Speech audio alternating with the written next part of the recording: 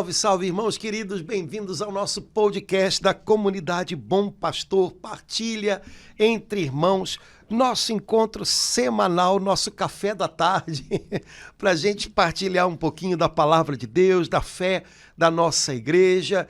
Não sei que hora você está assistindo, mas que nesse momento a paz de Deus, a graça do Senhor possa renovar as suas forças, aliviar o fardo do seu coração, você possa ser cheio da bênção do Senhor para a próxima etapa da sua jornada. E vamos nós, Laura Beatriz, minha irmã, tudo beleza? Padre Antônio, esse friozinho de julho, ainda bem que São João acende a fogueira aqui, espiritual e também, né, no nosso corpo. Padre Antônio, mês de julho, né, mês de muita gente em férias, em que a gente descansa, mas também é um mês que é bom a gente fazer uma reflexão. Opa, metade do ano já foi. Como é que eu vivi esse ano até agora? Né? Como é que eu pretendo? Vou continuar na roda viva em julho até dezembro. O que eu posso... Acho que é um mês que dá para a gente ter uma paradinha, rever a nossa vida, ver como é que ela está, avaliar, né? Para poder respirar fundo e tomar coragem na força do Espírito Santo para encarar o segundo semestre. Exato. Não é nada, metade do ano já foi. Agora a gente tem que ver se a gente quer continuar mantendo o ritmo que a gente trouxe até aqui, se a gente quer fazer alguma mudança de rota, se a gente quer... Enfim, né? Então tá na hora da gente pensar um pouquinho nessas coisas. Julho é um bom mês para um balançozinho aí na vida da gente. E também é um mês cheio de coisas boas, você falou, para quem pode tirar umas fériasinhas de inverno. Que beleza, né? Ir para algum lugar para pegar frio, né? Carioca adora frio, então pegar um friozinho, uma beleza. Mas tirando as férias, para quem pode, né?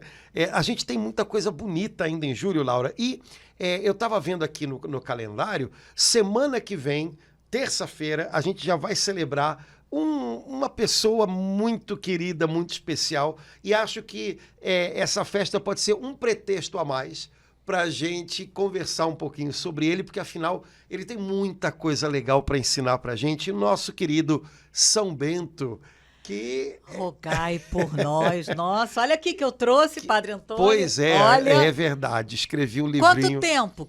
Sabe que eu nem sei, eu acho que já tem uns 2 anos. 2 anos, eu acho que foi logo que acabou a pandemia.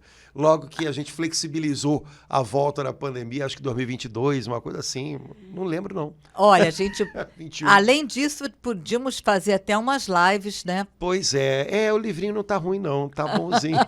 Aqui. Sobre São Bento, eu gosto muito de São Bento, ele me inspira muito, tento levar alguma coisa na minha vida inspirada por ele, pela regra dele, que tem uma sabedoria muito concreta, muito prática, né, que põe em ordem a gente por dentro, né?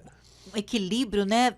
Eu leio uma frase, né, a regra de São Bento, parece que põe a gente no prumo, a gente está um pouco... E aí acho que é uma palavra forte na regra, estabilidade, né? A regra de São Bento, ela é caracterizada por uma palavrinha que, assim, vamos dizer, a palavrinha técnica é discrição. Discrição. Hoje a gente poderia chamar com essa palavra equilíbrio. São Bento propõe que a gente viva o nosso melhor, mas levando em conta que a gente tem limites, que a gente tem que trabalhar, que a gente tem que reconhecer, que a gente tem que ter paciência, limites na gente, limite nos outros, né? Então, a regra de São Bento sempre foi considerada, já no tempo dele, né? São Gregório diz isso, não? Um texto que tem uma discrição grande. Ele não encoraja a gente a coisas muito mirabolantes, sabe? Ele vamos dizer assim, é bem prático e de algum modo ele deseja suscitar na gente essa estabilidade que no caso dele tem a ver com a estabilidade de lugar, dê frutos onde Deus colocou você, né? Mas que tem a ver também com uma estabilidade de comportamento, uma estabilidade enfim, né? Emocional, espiritual. Exato, né? Estar enraizado em Cristo, né? Então, a regra de São Bento, ela tem essa capacidade, como acho que a gente estava até conversando, né? Como vários textos dos padres da igreja, sejam os padres da igreja, sejam os chamados padres monásticos, né? Os escritores que deram origem à vida religiosa na igreja, esses textos eles têm a capacidade de nos alertar para aquilo que de fato está acontecendo na gente, mas de uma maneira muito concreta, muito prática, sem o sentimentalismo do qual a gente é um pouco vítima no tempo da gente, né? É um sentimentalismo que nem sempre é só um sentimentalismo do qual, por exemplo, nós carismáticos somos conhecidos ou atacados, né? Ou atacados. Mas esse sentimentalismo ele tem a ver muito com esse voluntarismo, né? Quer dizer, o meu querer agora, o meu estado de espírito agora, enfim, os textos dos padres da igreja, dos padres monásticos, dos autores cristãos da igreja antiga, eles são muito pouco dados a isso, eles são dados à percepção de você próprio. Então você tem que estar atento, você não pode estar o tempo inteiro arrastado para lá e para cá, pelas circunstâncias. Você tem que estar atento a você tem que saber dar nome aos bois, né? Pois é, Padre Antônio, dá só uma explicaçãozinha para todo mundo. Pode ser que tenham pessoas que, quando o senhor usa a expressão os padres da igreja, a pessoa não tenha, assim, compreenda inteiramente. Mas aproveitando que o senhor usou, há mais ou menos um mês atrás, no podcast, o senhor estava muito entusiasmado e falou aí de São Doroteu de Gaza. E aí, nos comentários, algumas pessoas... Olha, eu procurei! Então, o senhor despertou nos irmãos esse desejo. A pessoa disse que foi lá, nunca tinha ouvido falar... São Doroteu de Gaza... Continua entusiasmado. Só continua entusiasmado. Era um padre da igreja. Não, não é um padre. A expressão padre da igreja... Olha, padre quer dizer pai, né? Então, os padres da igreja são os escritores da igreja, seja oriental como ocidental, né? Do Oriente ou do Ocidente. A época... varia um pouco de acordo com o entendimento de quem está falando, né? Então, mais ou menos até o século VIII, se considera que até ali você tem a era dos padres da igreja. Tem gente que puxa isso até São Bernardo no Ocidente, que já é praticamente século XI, XII, né? Mas é exceção, né? Normalmente o pessoal entende ali São João Damasceno, que é um padre da igreja, um escritor eclesiástico do século VIII, no Oriente, mais ou menos até essa época, a gente chama que é a época dos padres da igreja.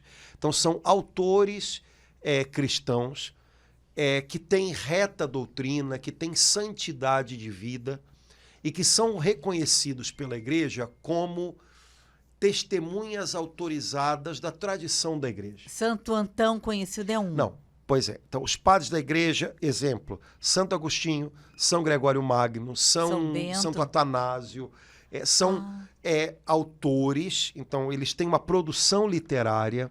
Aquele Nazianzeno. São Gregório Nazianzeno, eles têm uma produção literária consistente, que é ortodoxa, portanto, é de reta doutrina. Eles têm santidade de vida comprovada, né? Então, os textos deles são considerados testemunhos da tradição da igreja, né, desse momento primitivo, original, que é paradigma para toda a história da igreja. Os primeiros anos, né? Os primeiros séculos, né? Os primeiros séculos. Os padres monásticos, ou seja, os pais monásticos, são que não são necessariamente escritores, aliás, normalmente nenhum deles né? São os pais da vida religiosa, da vida monástica na igreja. Então, o primeiro de todos, Santo Antão. Santo Antão não escreveu nada, né? Santo Antão tem uma vida dele escrita por um padre da igreja, que é Santo Atanásio, que foi bispo de Alexandria. Santo Atanásio escreveu a vida de Santo Antão. Santo Antão não tinha preocupação de escrever coisa nenhuma. Santo Antão era eremita no deserto, ele queria me esqueçam, né? Mas não conseguiu, né? Ele dá origem um pouco a esse movimento de uma dedicação de vida exclusiva à busca de Deus no silêncio, na oração, no deserto, né? Então, São Doroteu de Gaza é um padre monástico, ou seja, ele é representativo de uma experiência de vida religiosa, de vida monástica, no sul da Palestina, no século V, VI. Ele faz parte de um movimento de monges que aconteceu ali, naquela época, que tem alguns bastante importantes. São Doroteu de Gaza, ele deixou coisas escritas. Não é muita coisa, mas é o suficiente para a gente ficar empolgado. Mas a preocupação dele não era fazer textos doutrinários, como, por exemplo, Santo Atanásio ou Santo Agostinho. A preocupação dele era, nos textos que ele escreveu, dar sugestões práticas para os monges que viriam depois. A mesma coisa São Bento, por exemplo. São Bento escreve uma regra que quem conhece sabe que tem pouca coisa de original em termos de texto. Ele aproveita muito uma regra anterior. Só que o tipo de arrumação que ele faz do texto, isso é original dele. Né? Porque dá um equilíbrio que não era comum naquele tempo. Naquele tempo havia uma tendência a um rigorismo, a uma coisa meio competição, vamos ver quem faz mais penitência e tal. Né? São Bento, ele organizou o material que ele tinha na mão de um jeito que isso é original dele. Mas São Bento não tem textos e textos, muito menos textos doutrinários. A regra de São Bento é uma coisa prática para monges, capítulos e capítulos chatos falando sobre a arrumação do dia, da oração, parará, parará. Então, esses pais monásticos, esses padres monásticos, não são padres da igreja. Eles são autores de textos monásticos, mas eles não são escritores. Mas existem textos deles, né? Ou existem textos sobre eles, e eles são referências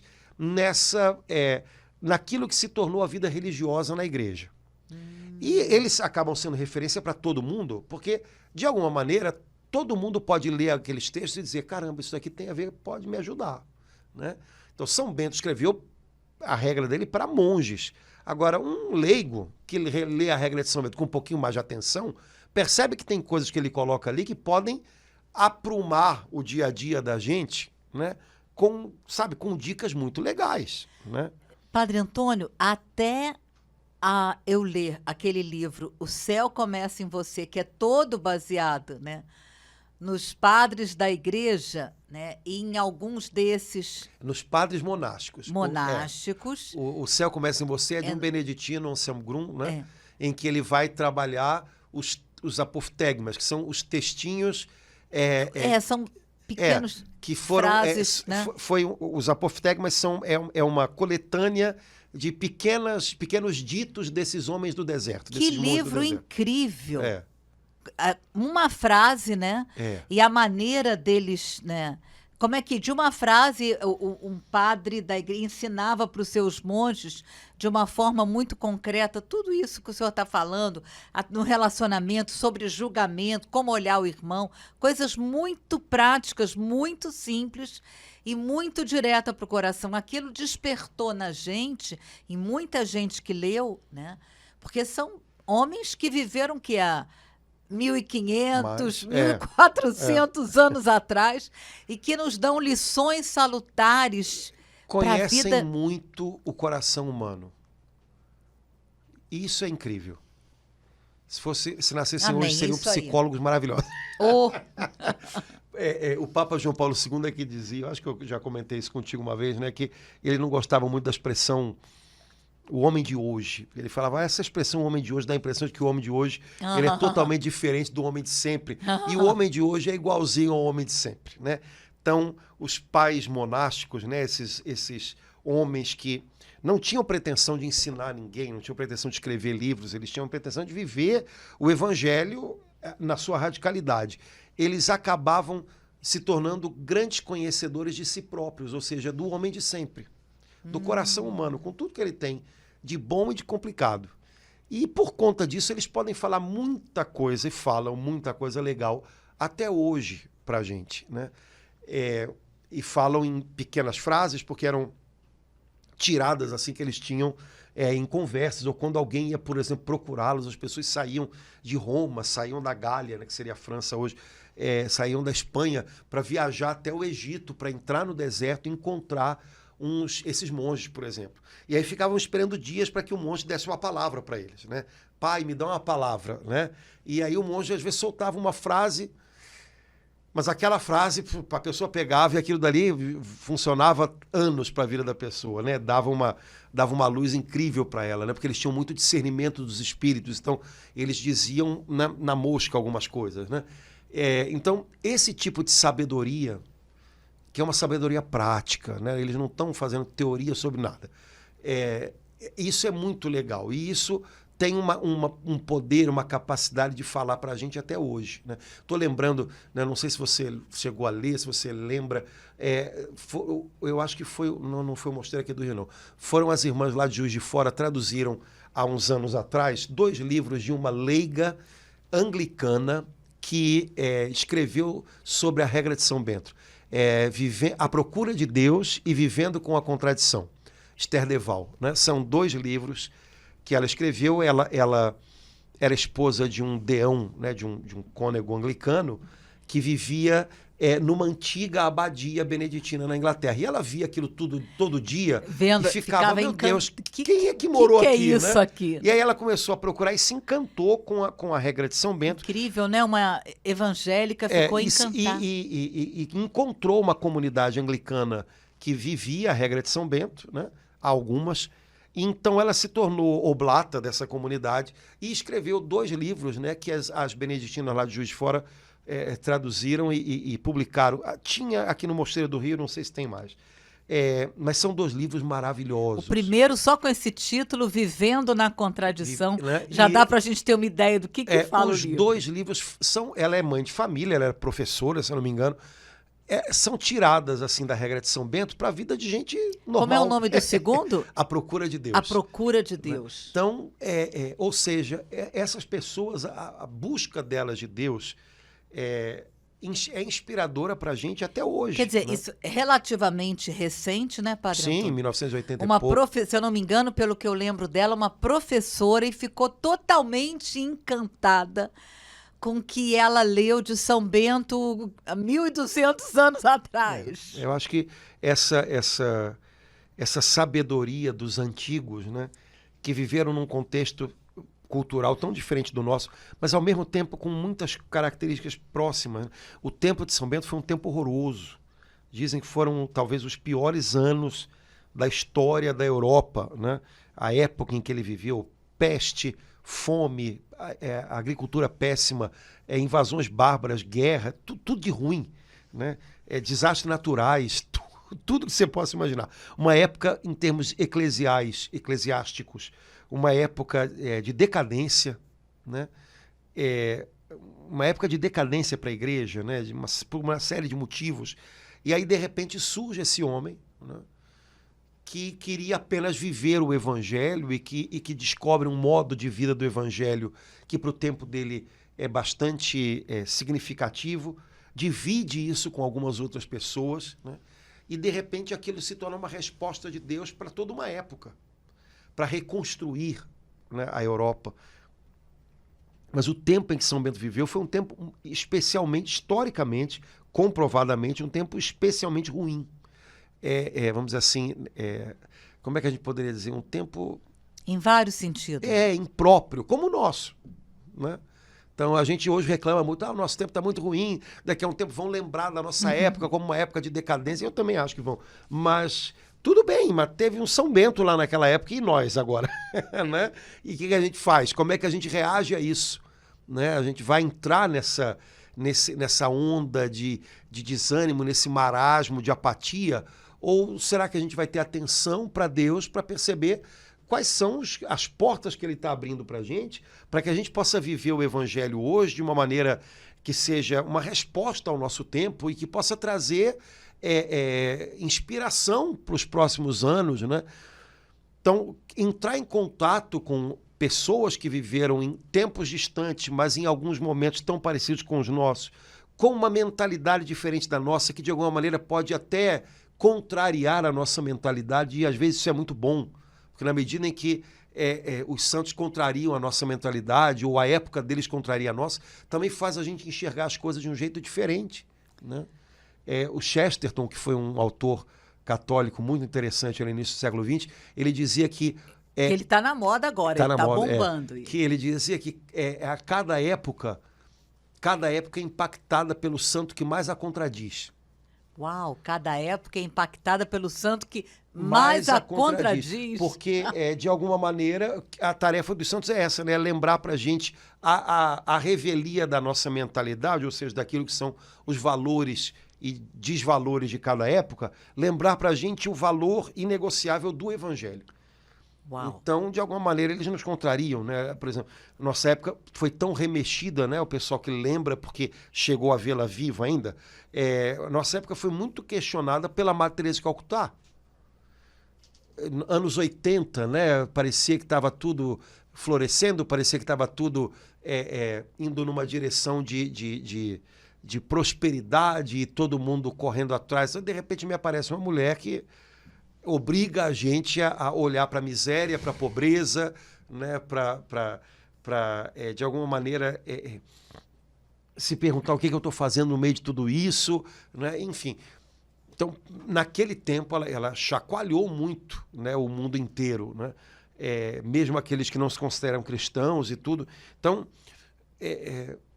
por quê? Porque, de algum modo, nos anos 80, que tinha uma relativa perspectiva de prosperidade, essa mulher obrigou a gente a repensar muito isso, né? Então, os pais monásticos, os santos monges, né, São Bento entre eles, apesar de parecerem muito anacrônicos em algumas coisas, também na medida em que eles questionam a gente, eles nos ajudam. Então, acho que vale a pena cavucar.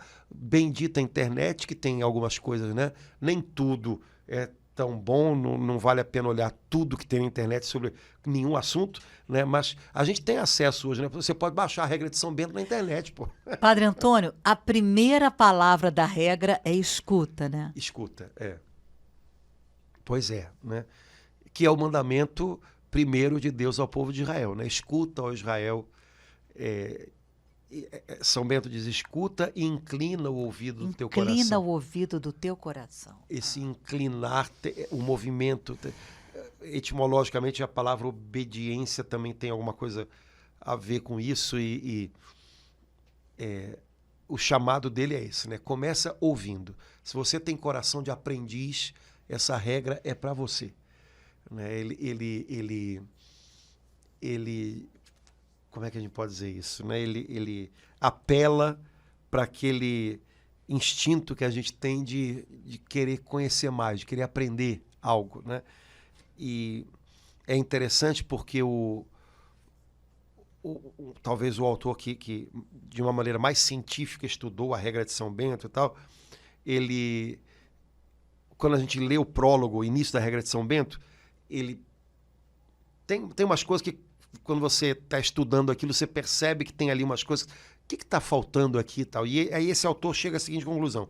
São Bento pegou um texto que, na origem, deveria ser uma espécie de exortação a pessoas recém-batizadas. Uma exortação a uma vida nova pelo batismo. E aí ele pegou esse texto que já tinha sido usado numa regra anterior e trabalhou para apresentá-lo aos monges, né? Mas, na verdade, o que tem por baixo daquilo é um apelo a todo cristão batizado, né? A todo batizado. Então, o primeiro passo para todo batizado é aprenda. Você começou uma vida nova. E nessa vida nova tudo é novo. Então, você tem que aprender tudo de novo. Você tem que aprender tudo de novo. Escute. Mais do que querer falar mais do que dar opiniões. Você não chegou aqui, você não veio aqui para mudar tudo. Você veio aqui, em primeiro lugar, para aprender. É uma mentalidade muito diferente da nossa, né? A nossa mentalidade hoje é que as pessoas aprendem até falando, né? A pessoa não sabe nada de um assunto, mas ela vai falar sobre aquele assunto e na medida em que ela fala, ela vai aprendendo. Tá bom. Mas no tempo de São Bento, não. Você não sabe nada, então fica quieto, ouve. Padre Antônio, aproveitando que a gente está falando de São Bento, ele está na moda, assim, de uma forma, acho que principalmente depois do Padre Marcelo Rossi, se eu não me engano, né? Mas eu percebo, assim, de uma forma geral, até nas páginas, nos canais católicos, né, das redes sociais, ele está sempre ali. Não é bem São Bento, né, Laura? É a medalha. Pois é, a medalha dele, né? Por isso é que é bom a gente poder ter umas lives para de São Bento mesmo, aprofundar o pessoal não sabe nada. Mas da medalha, o pessoal sabe da existência, né? E sabe, porque aí sim vários comunicadores, como é que a gente pode dizer, divulgaram a medalha, né, como um sacramental, né? As pessoas sabem que as letras da medalha são uma oração. E o pessoal se acostumou a fazer essa oração. Então, nesse sentido, eu concordo com você que está bem divulgado, né? A oração da medalha está bem... E essa oração curtinha, né, Padre Antônio? Mas poderosa. Outro dia, no grupo de oração, eu me dei conta, lendo o Salmo 90, só o iniciozinho, os 3 primeiros versículos, ela é toda bíblica, ela nos leva a dizer aquelas palavras, especialmente nos momentos difíceis da nossa vida, porque São Pedro vai dizer que o demônio anda em volta da gente buscando a quem devorar. Isso está em toda a palavra, mas São Pedro fala isso claramente e ele experimentou isso, por isso ele falou, está lá na epístola. Semana passada a gente lembrou dele, de São Pedro. Então, eu vendo a oração, eu fui compreendendo como é importante a gente poder, em determinados momentos da nossa vida, como eu fiz semana passada, não seja o dragão meu guia. Como foi libertador dizer aquilo. Uhum. Você está me oferecendo veneno, né? Eu sei que isso aí, bebe você mesmo o teu veneno. Eu não quero isso. Então eu fui entendendo, aí fui lá no Salmo 90, meu Deus, essa oração está aqui, ó. Quando ele fala lá no Salmo 90, aquele que habita no esconderijo do Altíssimo, diz ao Senhor, essa oração é uma oração de libertação poderosa e que quando a gente faz com toda a confiança, a gente experimenta grandes milagres, né, Padre Antônio? Bom, todo mundo sabe que a medalha de São Bento ela é feita com letrinhas que significam o início de uma palavra, né? E é, de fato, uma oração de libertação, um exorcismo, como a gente chama, né? Mas também é um monte de dicas ali importantes para a vida, né? Não é só uma oração para ser repetida, mas são posturas de alma que a gente precisa ter para ser liberto e se manter liberto. Ela começa com a cruz sagrada. Seja a minha luz. A cruz sagrada seja a minha luz. Então, primeira coisa, né? Que aquilo que ilumina as minhas escolhas, a minha maneira de enxergar a vida, seja a cruz de Cristo. Eu só vou entender as coisas só vão ficar claras para mim se eu tiver a cruz diante dos meus olhos. E isso não é uma palavra mágica. Isso é uma postura de alma. Sem olhar para a cruz, eu vou enxergar tudo torto, eu vou enxergar tudo turvo, né? Então, o óculos que me faz enxergar as coisas com clareza é a cruz. É a cruz de Jesus. Né? Tá. Então, olha, eu sei que ele passou pela cruz, eu sei que ele é vencedor, eu sei que a cruz é caminho, eu sei que Deus, por meio da cruz, pode trazer vida nova. Pronto, eu tô usando o óculos certo, tá? Para enxergar a minha vida, o que está acontecendo comigo, né? Então, sem olhar para a cruz, o meu olhar para a realidade não vai estar claro, ele vai estar turvo, ele vai estar no sombreado. E como o pessoal diz, à noite todos os gatos são pardos, né? Então, nada fica muito claro, né? Então, a cruz sagrada seja a minha luz, não seja o dragão o meu guia. Então, isso é outra postura de alma. Guia significa alguém que eu estou seguindo. Hoje, na minha vida, eu estou seguindo a voz de quem? Né? Eu estou seguindo a voz do bom pastor ou eu estou seguindo a voz de um dragão?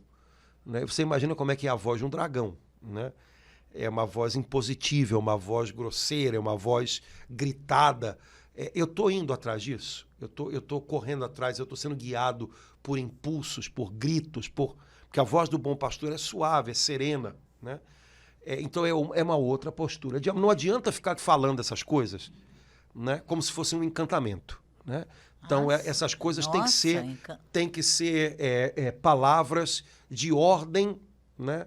Para mim mesmo, uma chamada de atenção para mim mesmo. Padre né? Antônio, o dragão, ele é apresentado no livro de Apocalipse como esse dragão que vem para assolar a terra e a vida de cada batizado, é isso? Exato, então eu estou lidando com isso, só que no livro do Apocalipse existe uma luta com o dragão. Aqui a gente está dizendo que ele não seja o meu guia.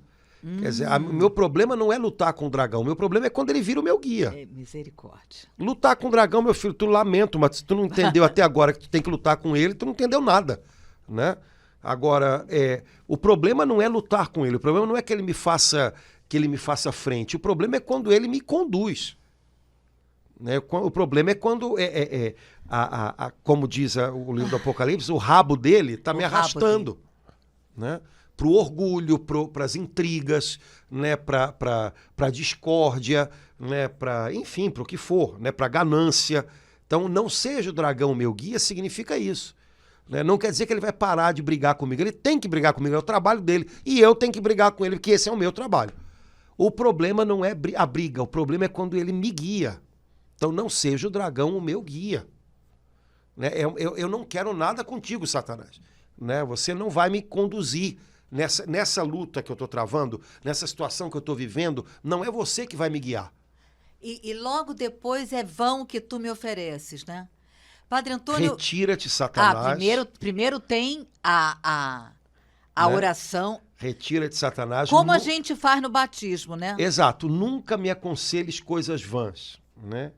Retira-te, Satanás. Então, a ordenança... Ou seja, dessa situação aqui, vai embora. Eu não quero que você dê palpite sobre essa situação. Eu não quero aceitar os teus conselhos vãos. Que ele faz. Né? E ele aconselha. Né? Ele não impõe, ele aconselha. Então é preciso muito discernimento, é preciso muita clareza, né, de vigilância, né, para não aceitar os conselhos, né, do dragão. Padre Antônio, me lembra aí, como é que Jesus retoma aquele pedacinho do Salmo 90? Está no Evangelho, né? Jesus fala que a gente vai pisar sobre serpente. Não é exatamente como está no Salmo 90, mas ele fala isso, não fala? Se beberes veneno mortal não te fará mal, né? Pisarás sobre escorpiões, serpentes. O próprio Jesus nos encoraja e nos alerta sobre isso. A última vez que eu disse isso, lembrei disso, é vão que tu me ofereces, eu percebi, Padre Antônio, que eu, numa situação bastante séria, grave, que eu estava enfrentando, eu percebi que eu estava sendo guiada pela autopiedade, achando que eu era assim, sem compreender até aquele momento, né, que eu estava entrando numa. Então eu disse aquilo com tanta coragem, Padre Antônio, porque nessa hora é um pouco difícil você perceber, você está sofrendo uma determinada injustiça, tudo te leva. Mas eu disse aquilo com tanta coragem, Padre Antônio, é vão o que você me oferece. Não quero essa capa da vítima, não. Bebe tu mesmo o veneno da autopiedade. Foi libertador, Padre Antônio. Pois é. Quer dizer, o diabo sempre aconselha coisas vãs, ou seja, coisas que no fundo não são a resposta, não são a solução, né? Mas que são atraentes, porque falam ao nosso orgulho. Né? Tudo que o maligno consegue em nós, ou consegue de nós, é porque o que ele falou, o que ele aconselhou, falou ao nosso orgulho e nós acolhemos. Né? Sempre, sempre. Né? Então, no fundo, voltando aqui, né, é com isso que a gente está lidando. Então, não é com a sogra, não é com a tia, não é com o chefe, é com isso que a gente está lidando. Né?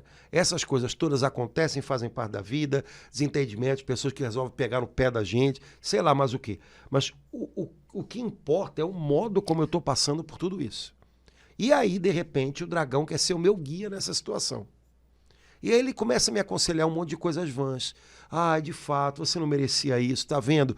Procura alguma situação ou alguém que te compense essa tristeza que você está passando, porque você está sofrendo uma injustiça. Então procura, vai lá, mete a cara na comida, sei lá o que, né? É vão o que ele me oferece. Porque meter a cara na comida não vai resolver nada, vai complicar a minha saúde, mas me parece uma coisa boa, porque é uma compensação, porque eu já estou sofrendo tanto, pelo menos comer alguma coisa assim, gostosa, né? No final do dia, né? Mesmo sabendo que eu não posso. Só para dar um exemplo bobo, né? Mas é uma coisa vã, então ele te aconselha aquilo, perde a tua temperança, né? Se dê esse prêmio, né? Mas é vão, isso não dá solução nenhuma, isso te prejudica mais, né?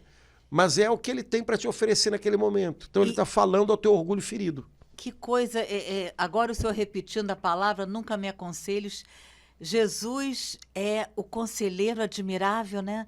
E o demônio tem inveja e ele também quer nos aconselhar. Ele macaqueia tudo que é de Deus, só que é uma macaqueação muito fajuta. Se a gente estiver atento, a gente percebe. No fundo, ele sempre fala ao nosso orgulho.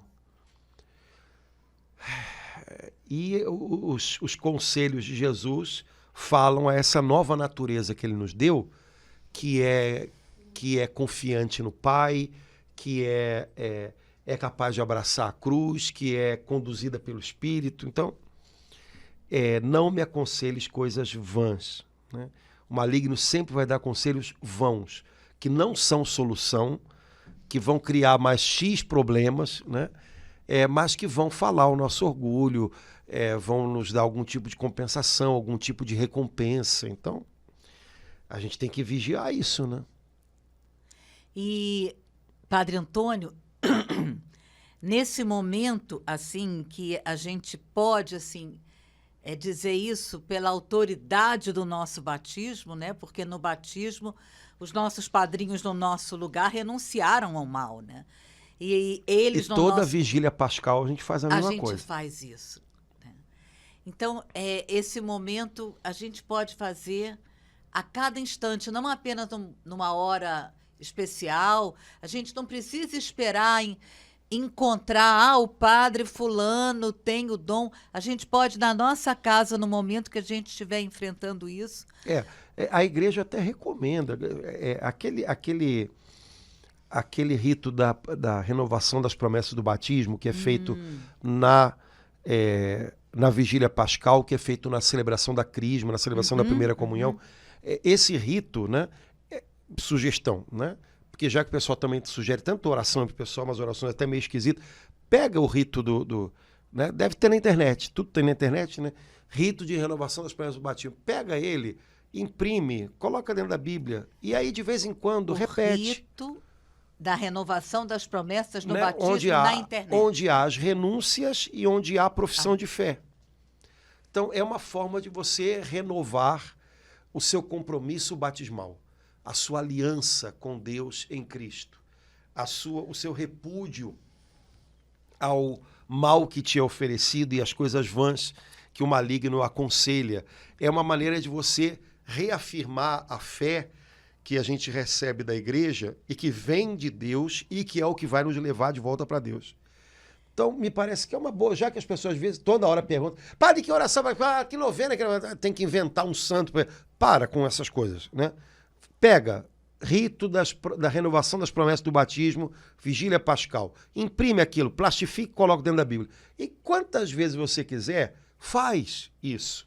Você está fazendo as renúncias ao maligno, você está renovando o seu desejo de viver uma vida com Deus a sério, você está repudiando o que o mal tenta empurrar, né, pela sua vida dentro, você está renovando a profissão de fé que você recebeu da igreja, o maior dom que a gente tem é a nossa fé. Então, quer coisa melhor do que isso? Não tem. Então Não faz tem. isso que funciona. Porque isso pode até de uma forma um pouco disfarçada levar a gente a esquecer que naquele dia o Espírito Santo passou a morar aqui no meu coração. Né? Na minha vida, o Espírito Santo não tem nada que vai arrancar.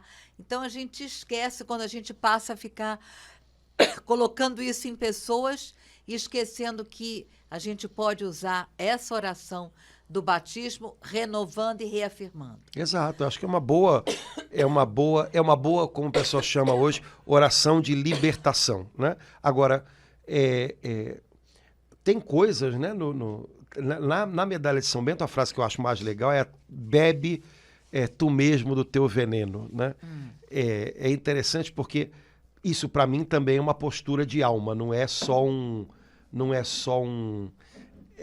eu não estou falando para o diabo, bebe tu mesmo teu veneno, e ele vai falar para ele, tá bom, vou tomar, né? Não, você é que tem que fazer isso para acontecer, né? E há uns anos atrás eu entendi o seguinte, bom, o diabo é mau, mas não é burro. Então ele não vai beber do próprio veneno pela mão dele. Eu tenho que pegar e enfiar pela goela dele abaixo. Então como é que se faz isso, né? Bom, se faz isso, por exemplo, numa determinada situação em que algo acontece e o maligno fica rondando e aconselhando que eu pragueje, que eu amaldiçoe, que eu, né? E naquela situação, por exemplo, eu consigo bem dizer a Deus, eu estou fazendo ele beber do próprio veneno. Porque uma situação em que ele pensava, bom, eu estou rondando, na hora certa eu vou dar o bote. Então, numa situação ruim, em que ele estava me rondando, e de repente ele me aconselha, tá vendo? Você querendo fazer uma de bonzinho e tal, e olha só o que você leva e tal. Joga pra lá, pragueja, amaldiçoa essa pessoa, essa situação. Eu digo, não, olha, no meio dessa situação eu bendigo a Deus, porque eu sei que o Senhor está agindo, eu sei que o Senhor não desistiu dessa pessoa. Quando eu faço isso, eu estou fazendo ele beber do próprio veneno. Eu não estou só dizendo, eu estou fazendo ele beber do próprio veneno. Né? Porque numa situação, num momento em que ele imaginava que o que ele ia encontrar em mim era revolta, era rebeldia com Deus, se eu permito que o Espírito Santo me leve naquele momento a uma maior entrega, a um louvor a Deus, pronto, o inimigo fica desbaratado. Por isso que aquele salmo fala que o perfeito louvor cala o inimigo. Pronto. Ele não entende essa língua, então ele fica desbaratado. Né? Ele não entende a língua do louvor, a língua da confiança. Então, nessa hora, você está fazendo ele beber do próprio veneno. Mas isso não é um encantamento, isso é uma postura de alma. Né? Portanto, eu posso fazer a oração e ela vai me lembrar dessas coisas todas, mas aí eu vou desdobrando cada pedaço da oração para, não vou ser conduzido pelo dragão nessa história, não. Não. Esse conselho que ele está me dando aqui é vão. Isso não vai ser solução nenhuma. Não. Agora quem vai fazer ele beber do próprio veneno sou eu. Eu vou louvar a Deus quando ele estava esperando que eu amaldiçoasse. Lembra da história de Jó? É um pouco isso. Né? Então, Satanás estava esperando que Jó amaldiçoasse a Deus. E Jó diz, o Senhor deu, o Senhor tirou, bendito seja o nome do Senhor. Pronto, fez o diabo beber do próprio veneno. Nessa hora. Né? Porque ele imaginava, agora eu vou conseguir tirar dessa pessoa, extrair dessa pessoa incredulidade, revolta, rebeldia. E a pessoa foi lá e reafirmou a sua confiança em Deus, a sua entrega a Deus. Pronto. Padre Antônio, na cruz, Jesus fez o diabo beber todo o veneno. Até o último gole. Todo o veneno que ele quis jogar nele e na gente. Na humanidade toda, né? Jesus extraiu o veneno que estava circulando na terra, né? E Jesus, né, jogou aquilo em cima de Satanás. Né? Porque era o veneno que havia no nosso pecado, era um veneno de morte. Né? E Jesus arrancou aquilo, né? Ele tomou sobre ele o nosso pecado, né? Desceu até a nossa morte, tirou o veneno de tudo isso. Né? E agora aqueles que creem em Jesus, que confiam em Jesus, que vivem uma vida nova a partir de Jesus, em Jesus, estão desinfectados desse veneno. A gente não pode permitir que a vida vá jogando isso tudo para dentro da gente de novo, né? Que é o que acontece quando a gente peca, né? E aí a gente tem que estar de novo expelindo isso, né? Quando você se confessa, você está fazendo isso. Porque os teus pecados, na hora da confissão, você os usa para declarar a misericórdia de Deus. Eu confio na misericórdia de Deus. Então você está fazendo o diabo beber do veneno dele. Porque aquilo dali, sem você reconhecer a misericórdia de Deus, é veneno puro. Mas quando você reconhece e coloca na luz diante do sacerdote, pronto. A gente está levando na confissão o diabo beber do próprio veneno. Exatamente. Aí não adianta você ficar rezando 10 milhões de vezes a oração de São Bento e você não vai, levanta da cadeira e vai fazer uma boa confissão depois de não sei quantos anos, que já estava mais do que na hora. Né? Você está dizendo uma coisa, está fazendo outra, cara. Então, com Deus não se brinca, né, gente? Como é que é a última palavra da oração? É bebe tu mesmo. Tu mesmo do teu veneno. Essa é a última Essa palavra. é a última. Pá, e acaba aí. Né? Então, fica com o que é teu. Eu não quero nada do que é teu. Né? Mas é uma grande oração, sem dúvida nenhuma. Né? Na verdade, não é uma oração, é uma ordem. Né? Mas isso tem que ter a ver com a vida da gente. Né? Isso tem que ter a ver com a vida da gente. Isso que a medalha diz tem que estar gravado aqui dentro. Né? Senão, eu fico repetindo palavras achando que... Que é um... Exato, é a mesma coisa. Eu tô com fome. Então, tô com fome, o que você vai fazer? Eu vou ficar falando pão, pão, pão, pão. Isso não vai matar minha fome, cara. Né? Falar pão, pão, pão, arroz e feijão não vai matar minha fome. Tem que ir lá e comer. Né? Repetir palavras que não transformam a minha vida também não é por aí que funciona. Isso não vai resolver o meu problema. Né?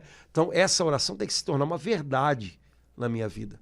E essa oração, ela é toda, se a gente for parar em cada um, valeria a pena pesquisar em cada frase, ela é toda bíblica, né, Padre? Toda. Eu estou aqui, me lembrei da armadura do cristão, em que ele nos ensina, Jesus através, né, o Espírito Santo através de São Paulo, a nos revestirmos, né? Porque a oração é para a gente se revestir da armadura de Deus e resistir às ciladas do demônio, que ele está sempre. Resistir. Então, eu vejo aqui, eu vejo a oração de São Bento aqui na armadura do cristão. Em cada um daqueles passos, especialmente na última, que é a de ataque, né? Tomar a espada do Espírito, que é a palavra de Deus. Exato. Então, essas coisas são... vamos dizer assim, palavras de ordem para manter a nossa alma em prontidão. E então, se são palavras de ordem para, né, ajeitar um exército que tem que estar pronto, é isso que essas palavras, tanto a armadura do cristão quanto a oração da medalha de São Bento, tem que fazer na gente. Né? Nos despertar. Opa, como é que eu estou no combate? Né? Eu tô ainda atento? Eu estou com as armas na mão? Ou eu estou... Né, entorpecido no meio de um combate. Mas se eu fico entorpecido no meio de um combate, alguma coisa me acerta. Né? Então, essas palavras são palavras de despertar, que são necessárias para o nosso tempo. E Deus sabe por quê que ele suscitou a tanta gente lembrar dessa medalha de São Bento, que é uma coisa tão antiga, mas que até algum tempo atrás a maioria das pessoas, né, não sabia. Então, nesse tempo, Deus sabe por que trouxe isso à tona de novo. É porque a gente precisa desse despertar. Né? Padre Antônio, eu sei que a gente já, há uns 2 meses atrás, a gente foi tão bom, as pessoas até hoje comentam, acho que uns 3 podcasts sobre o Salmo 90, mas eu queria, nesse momento, só partilhar com o senhor o versículo 3 do Salmo 90, que na tradução da Liturgia das Horas, que a Igreja santamente, né, sabiamente coloca na nossa mão no domingo à noite, para a gente preparar a semana toda, né? É ele que te livrará do laço do caçador, de novo, né? O caçador, a gente sabe quem é, e da peste perniciosa, mas na Liturgia das Horas fala, é ele que te livrará da palavra que destrói. Essa palavra que destrói, que o demônio quer incutir em nós E é com a palavra de Deus que a gente vai anular essa palavra que destrói, né, Sim. Padre Antônio? Todas as vezes que a gente ouve o evangelho na missa, após a proclamação do evangelho, o padre ou o diácono terminam dizendo palavra da salvação.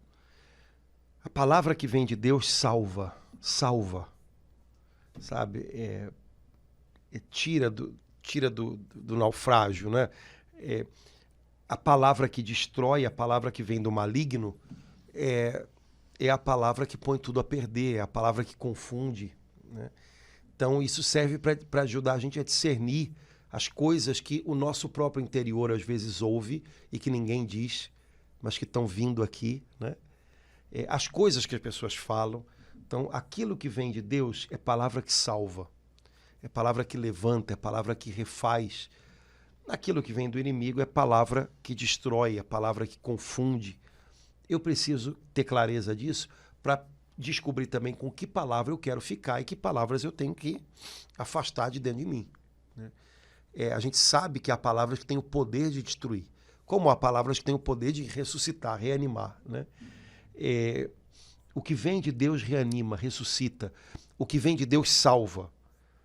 Agora, o que está em jogo sempre é a eternidade, né? Então, às vezes, nos salva nos alertando. Sai dessa, cara, né?